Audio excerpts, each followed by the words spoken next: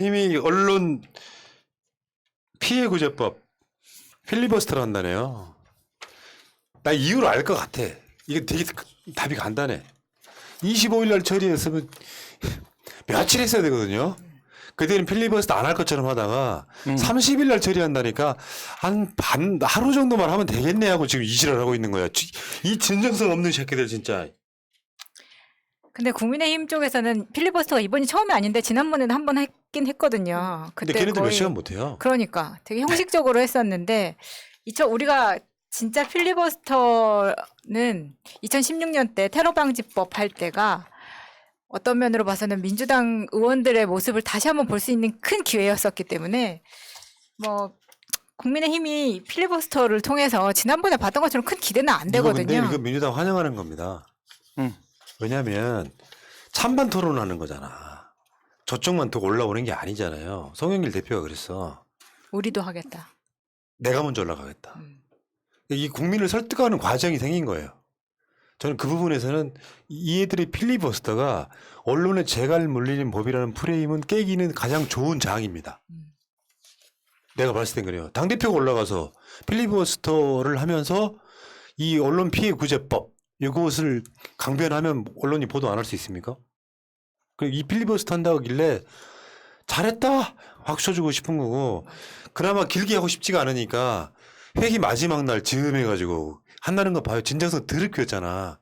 25일 날 시작했으면 26일부터 시작해가지고 한 일주일 했어야 되는 거잖아요 지금. 그렇죠. 진짜 진정성 더럽게 없다니까. 얘네는 하는 것 자체가 모든 게 진정성이라고 찾아볼수록 모든 게 다 액션 가면인데, 그럼 이걸 했다고 쳐보세요. 그러면 그래서 지네들이 결국 못 막는 거는 지들도 알고 있잖아. 이거 30일 날 끝나고 나서 다음 회기 들어가면 우리가 바로 통과시키면 끝나는 거야. 그러니까 못 막는 거 알고 있으면서도 뭔가 몸부림치고 있는 그런 이제 액션을 좀 취해보고 싶은 거야.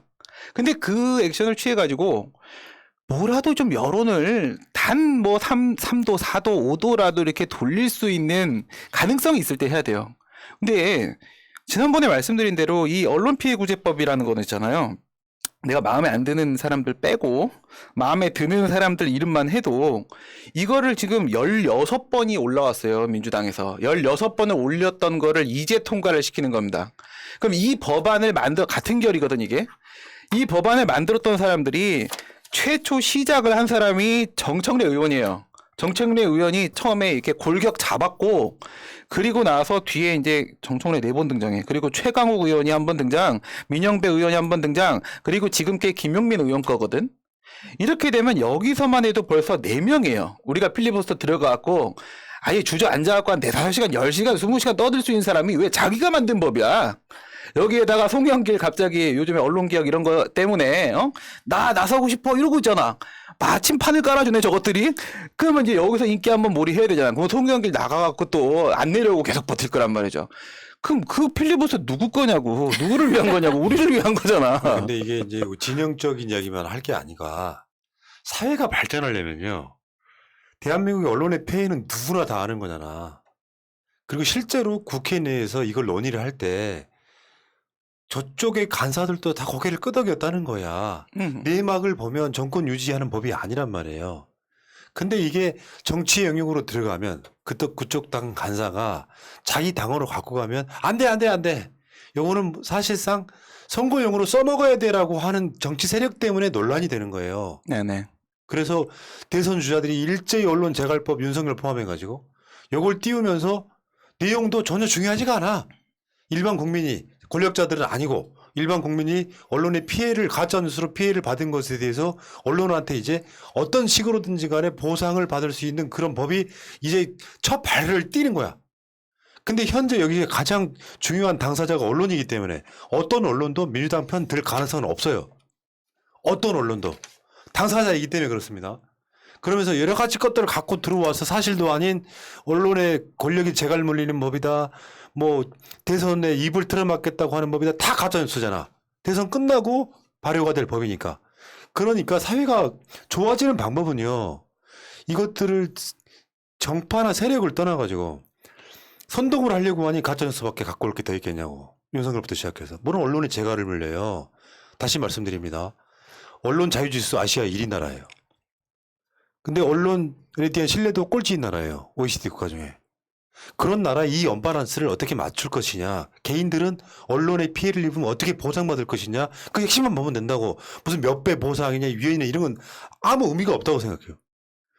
그런데 당사자인 언론과 국민의힘이 합세를 하면 악법인 것처럼 계속 선동을 하고 있는 거거든요. 이게 국가가 발전하지 못하는 대표적인 요소예요.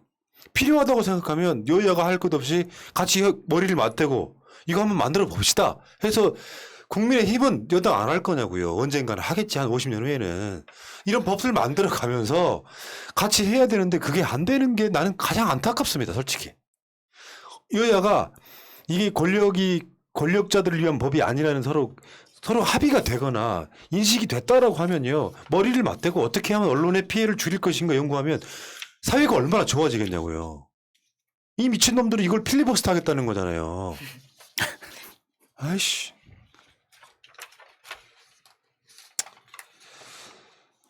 사실 이번 기회로 저는 필리버스터는 되게 찬성하고요. 환영하는데 이번 기회를 통해서 이게 언론피해구제법에 대한 홍보만 될까요? 전 그렇겠다고 생각하지 않거든요. 그러니까 지금 이슈화되고 있는 문제들이 우리 필리버스터 지금까지 보게 되면요, 진짜 별의별 얘기 다 합니다. 올라가가지고 자기 개인 사도 얘기하고 막 다 얘기하잖아요. 그 과정에서 저는 신문 등의 지능에 관한 법률이라거나 이런 문제들, 지금 포탈에 관한 문제라거나 이런 것들이 전부 녹아나와서 나올 수 있다고 생각하고요. 그래서 이 언론피해구제법 통과시킨 다음에 바로 이어서 다음 언론 관련된 개혁 법안들이 연이어 갈 수 있는 기회를 만들어줄 것이다라고 저는 생각을 합니다. 알겠습니다. 근데 그 과정에서 지금 아까 말한 그 윤석열 캠프 얘기 잠깐 했었잖아요. 아마 우리가 MBC 흑역사 중에 이진숙을 기억 안 할 수가 없잖아요. 그 세월호 보도 참사 책임자였던 이진숙 전 대전 MBC 사장, 이 사람이 윤석열 캠프로 갔어. 이게 무슨 난지도도 아니고요. 윤석열한테는 새정치란 말을 붙일 수가 없는 게 그 국민의힘에서도 가장 극우쪽 포지션인 사람들 다 데리고 가고 있어. 야, 대단하신 분이다 진짜. 그러니까 캠프의 어떤 성향으로만 보면 지금 현재로서 봤을 때는 이재명 지사 쪽 캠프가 가장 좀 개혁 성향이 좀 많은 사람들이 모여 있는 것 같고, 윤석열 캠프가 가장 정반대로 반개혁 성향이 모여 있는 그런 스펙트럼이 아닌가 이런 생각을 해봤습니다. 이진숙은 거기로 갔고요. 이진숙이 세월호 사고 당일에 유가족 보험금 이야기를 뉴스로 내보냈던 사람이고요. 그다음에 2017년 전국 언론노동조합이 발표한 명단이 있는데 공영방송을 망친 언론 장악 부역자, 거기에 이진숙이 이름을 당당히 올렸습니다. 네, MBC 파업할 때 회사 쪽의 편을 들어서 노동조합을 막 탄압했던 그런 사람이기도 하고, MBC 지분 매각을 정수장학회랑 같이 2012년에 대선 직전에 논의했다는 사실이 또 있고요. 그런 정말 악랄한 사람을 또 홍보에 쓰겠죠. 결이 맞으니까 뭐 어쩌겠습니까. 근데 이제 윤 총장 캠프에 민주당에서 탈당해가지고 저는 제가 정치에 관심 가진 이후에 이런 식의 민주당에서 뭐 국민의힘으로 가는 이게 이원주 이후에 오재세 같은 다선 의원이 지금 윤석열 캠프에 보건복지 정책 고문으로 들어가 있다. 이것 좀 놀라웠었고요. 뭐 이만희, 윤주경 뭐 이런 사람들이 다 타이틀은 하나씩 맡았습니다. 농어촌 정책본부장, 뭐 국가 정체성 회복 특위, 뭐 도대체 이 사람들이 거기 앉아서 진짜 국가 정체성 회복 특위 이런 거 할 수 있을지 정말 재밌네요. 네. 참, 네. 아이고. 알겠습니다. 어쨌건 이 상황은 좀 이렇게 됐으면 좋겠고요. 저는 송영길 대표한테 힘을 실어줘야 될 시점이라고 생각해요. 언론도 이제 그런 이간질 하잖아요. 민주당 내에서도 이견. 그 의견을 비친 사람이 2명밖에 없거든요. 조응천하고 또 이모 의원. 근데 신중히 해야 된다는 말은 틀린 건 아닌데, 신중해가지고 이제 이거 처리를 뭐 9월 달로 미루고 또 뭐 미루고 하다 보면 결국 못 합니다. 그러니까 내가 어제도 그렇게 말씀드렸지만 민주당에서요, 어쨌건 간에 너무 약해서 문제이고 저쪽에서는 뭐 반대로 뭐 언론 재갈법이고 이렇게 말을 하는 것에 어차피 공교육을 받을 거면 애초 법안에서 후퇴하면 안 돼요. 그럼 결국에는 어느 쪽도 지지를 받지 못하고 결국엔 여론전에서 지는 거거든요. 민주당한테 바라는 건 국민의힘한테 찬성을 유도해 보고자 수위를 낮춰요. 그럼 반대쪽에서 욕을 해. 일부 진보 블록에서. 그러면서 이게 죽도 밥도 아닌 상태로 가서 진보에서도 반대하고 보수에서도 반대하면 이게 무슨 의미가 있냐 말이죠. 자기 색깔을 확실하게 해라. 난 그게 중요하다고 봐요. 그래서 실제로는 정권이라고 하는 것, 정치라고 하는 것이 진영 정치인 거예요. 깨놓고 이야기 한번 해보자고. 대통령은 모두의 대통령이지만 문재인 대통령 찍은 사람은 국민 중에 40%밖에 안 됩니다. 근데 그 의미가 무슨 말이냐면 진영이 원하는 사람들이 그런 정치를 하는 것이 맞는 거죠. 진보표를 받고 보수를 위해 정치할 수는 없는 거 아니에요. 근데 다행인 게 소위 진보 블록에 있는 민주시민들이 어떤 공적 개념이 굉장히 굉장하신 분들이세요. 대통령이 보수를 아울러까지 정치를 한다고 해서 비난하는 사람은 없는 거예요. 근데 우리가 바라는 세상은 우리가 이익보다는 세상 아니란 말이에요. 내가 세금을 좀 더 한이 있더라도 주위에 못 사는 사람들이 뭔가 조금 더 혜택을 받고 살았으면 좋겠다라는 생각을 하는 사람들이에요. 내가 재난지원금을 못 받는 한이 있더라도 전 국민이 골고루 받았으면 좋겠다고 생각하는 사람들이에요. 그러면 그 세상이 바뀐다고 하는 건요. 야금야금 바뀌어서 바뀌겠어요? 국민 체감적으로는? 뭔가 확 바뀌었다는 느낌을 줘야 될 거 아닌데 하나도 그게 이루어지는 게 없어 지금. 무슨 공수처를 만들려고 하면 뭐 빼고 해가지고 누더기가 돼가지고 이게 계약인지 개혁인지 모르겠다. 왜 이런 식으로 가는지 모르겠단 말이에요. 결국에는 민주당 단독 처리할 거잖아요. 어차피 얘네들 투표하러 안 들어와요. 단독 처리할 건데 국민의 힘을 설득시키겠다고 계속해서 수위가 낮아졌어. 그걸 단독 처리할 의미가 있냐고요. 뭐 하나라도 제대로 된 거 통과시키면서 욕을 먹더라도 먹어야 우리라도 지켜줄 거 아니야.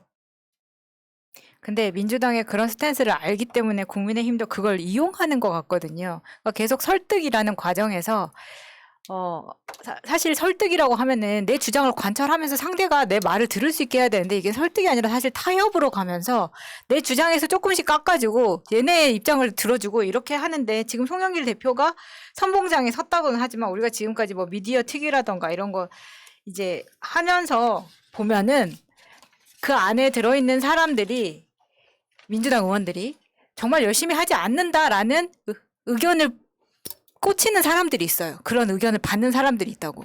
근데 그 사람이 심지어는 뭐 기자 출신의 의원이라던가 이런 사람들이 오히려 적극적으로 대응을 하지 않는 것이 우리가 흔히 말하는 수박이라던가 이런 것처럼 이 사람이 민주당이라고 해서 다 똑같은 생각을 가지고 있는 게 아니라 나는 여기서 한 발짝 빼고 더 한 발짝 빼고 해서 오히려 내 배경에 내 경력에 알고 있었던 사람의 이익을 대변한다던가 이런 게 어떻게 보면 당을 떠나서 국민의힘이나 민주당이나 다 같이 있더라. 네. 그러면 여기에서 이 사람들은 항상 그래서 강성 지지층을 깔 수밖에 없는 거예요. 사실 강성 지지층이라는 게 저는 이해가 안 가는 게 그냥 지지층은 지지층이거든요. 근데 강성이라는 이름을 붙여서 부정적인 이미지를 심어주는 거예요. 근데 그 강성 지지층이라는 게 요즘은 SNS나 특히 유튜브 같은 것이 발달하게 되면서 그 지지층이 굉장히 넓어졌다고 생각이 들거든요. 옛날에는 그 강성이라는 게 정말 정치 고관여층이어서 여기에 진짜 직접적으로 관련되어 있는 사람만 생각을 했다면 지금은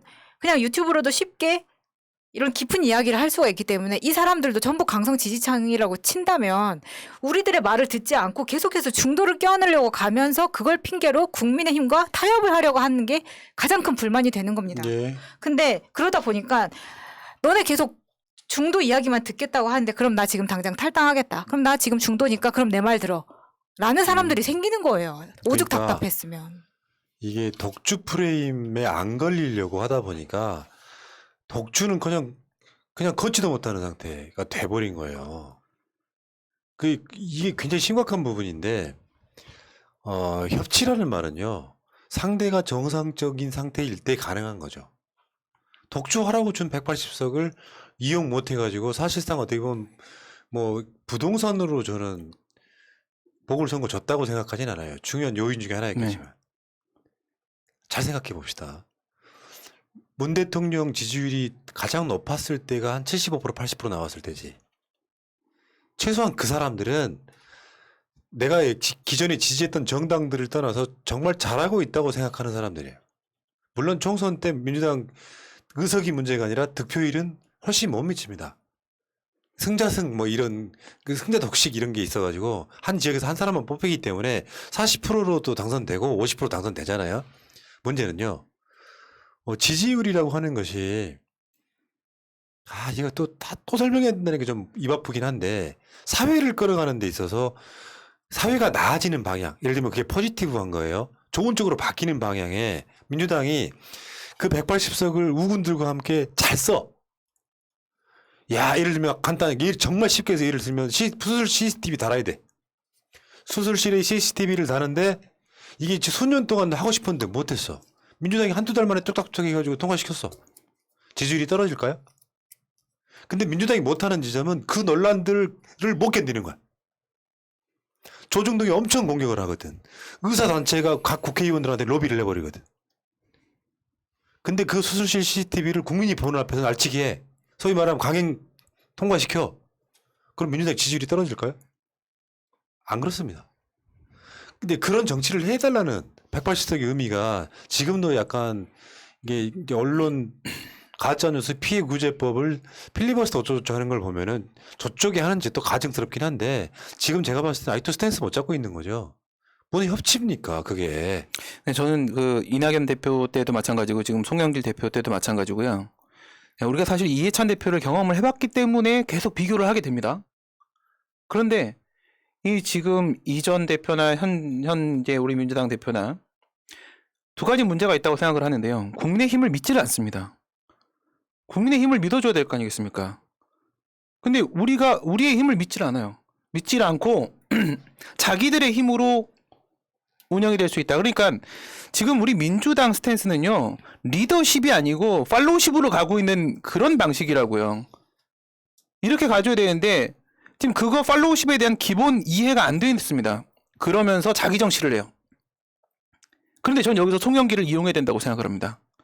이낙연이 6개월 동안에 아무 일도 안 했죠. 이낙연 대표 때 아무 일도 안 했는데 지금 와서 뭐라고 하고 있습니까? 그동안 미적지근한 행동만 하면서 아무것도 안 하고 그냥 있다가 지금 와서 검수완박으로 나갑시다 이러잖아요. 이게 무슨 현상이죠? 그때 당대표 할 때는 이 검수완박이 본인에게 필요한 문제가 아니었어요. 검찰개혁이. 왜? 지지율도 좋고 그냥 그렇게 살면 되는 거였어요. 아무에게도 밑보이지 않으면서 그냥 살면 되는 거였는데 지금 뭐야? 지지율이 떨어지고 하니까 우리 쪽 표 좀 가져가고 싶은 거야. 다들 자기 정치하는 거야. 자기 필요에 따라서 예. 그렇게 가고 있는 건데 그러면 지금 송영길 어때요? 언론개혁을 얘기하고 있잖아요. 언론개혁을 얘기하고 있으니까 송영길이 그나마 언론개혁을 얘기할 때 이걸 최대한 이용해서 언론개혁을 우리가 진행하는 게 맞다. 예. 자, 일단 알겠고요. 이 얘기는 여기까지 할게요.